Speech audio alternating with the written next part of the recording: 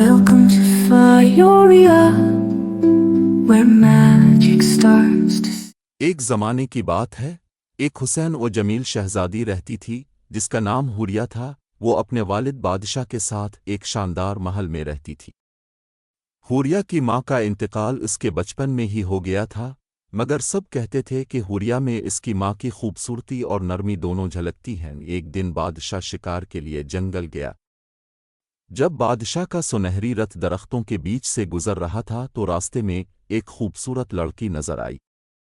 لڑکی کے چہرے پر جادو سا اثر تھا۔ بادشاہ نے اسے دیکھا اور پل بھر میں اس کے سحر میں گرفتار ہو گیا۔ وہ لڑکی غریب تھی، کسی شاہی خاندان سے نہیں تھی، لیکن بادشاہ اسے اپنے ساتھ محل لے آیا۔ جلد ہی دونوں کی شادی ہو گئی، مگر کسی کو معلوم نہ تھا کہ وہ لڑکی دراصل ایک چڑیل تھی۔ اس نے بادشاہ کو ایک جادوئی شربت پلایا جس سے بادشاہ اس کے قابو میں آ گیا۔ چڑیل کو شہزادی حوریہ بالکل پسند نہیں تھی۔ حوریہ کی خوبصورتی اس کے دل میں آگ لگا دیتی تھی۔ اس نے حوریہ کو ختم کرنے کا ایک خوفناک منصوبہ بنایا۔ ایک رات جب آسمان پر کالے بادل چھائے ہوئے تھے، چڑیل نے سایوں کی فوج پیدا کی۔ وہ سائے محل پر حملہ آور ہو گئے۔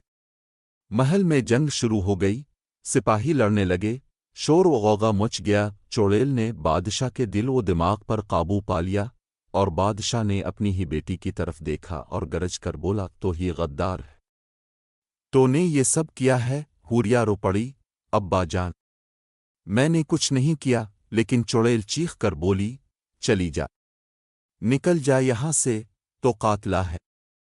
خونی شہزادی حوریہ کے دل میں درد بھر آیا۔ وہ روتی ہوئی محل سے بھاگ نکلی، سپاہی اس کے پیچھے دوڑ پڑے۔ وہ دوڑتی گئی، یہاں تک کہ تھک کر ایک گھنے جنگل میں گر پڑی۔ جب اس نے آنکھیں کھولیں تو اس کے سامنے ایک بوڑھی عورت بیٹھی تھی۔ اس کے بال چاند جیسے سفید تھے اور آنکھوں میں عجب روشنی تھی۔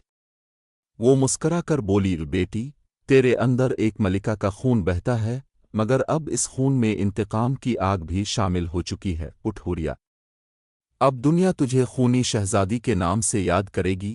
اس رات کے بعد حوریہ کی آنکھوں میں نرمی نہیں رہی، صرف آگ تھی۔ وہ اب کمزور شہزادی نہیں رہی تھی، وہ خونی شہزادی بن چکی تھی جس کے دل میں صرف ایک وعدہ تھا، انتقام۔